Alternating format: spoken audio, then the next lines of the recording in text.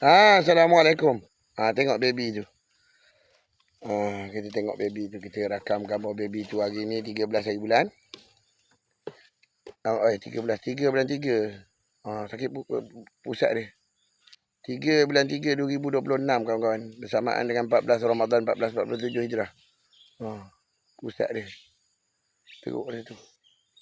Tak kering lagi tu. Tu ibu dia mari dah. Ibu dia ni cemburu sikit. Tapi tak garang. Okey je. Kau jaga anak kau elok-elok. Jilat pusat tu. Jilat pusat. Jilat pusat tu. Bagi kering. Pusat tu tak kering lagi tu.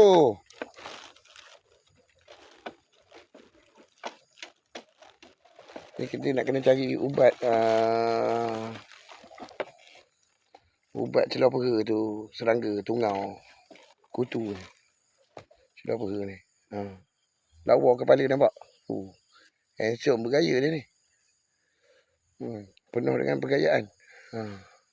Handsome dengan bergayanya. Dia ada sikit punya Benjamin Netanyahu punya. Nampak? Dia dah jadi macam apa benda. Ultraman dah. Kau tengok. Handsome gila. Kan? Jilat pusat dia tu. Jilat pusat dia. Jilat pusat. Pusat tu jilat.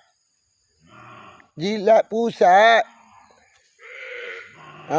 Jilat pusat tu. Tak boleh jilat pusat, isap kontor. Woi.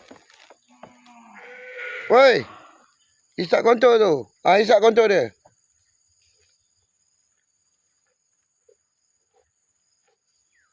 Penghisapan kontor. Macam mana istilah yang lebih canggih sikit, bombastik sikit.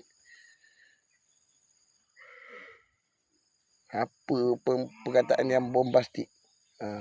Mr. Lobak-lobak. Kobis. Bayam.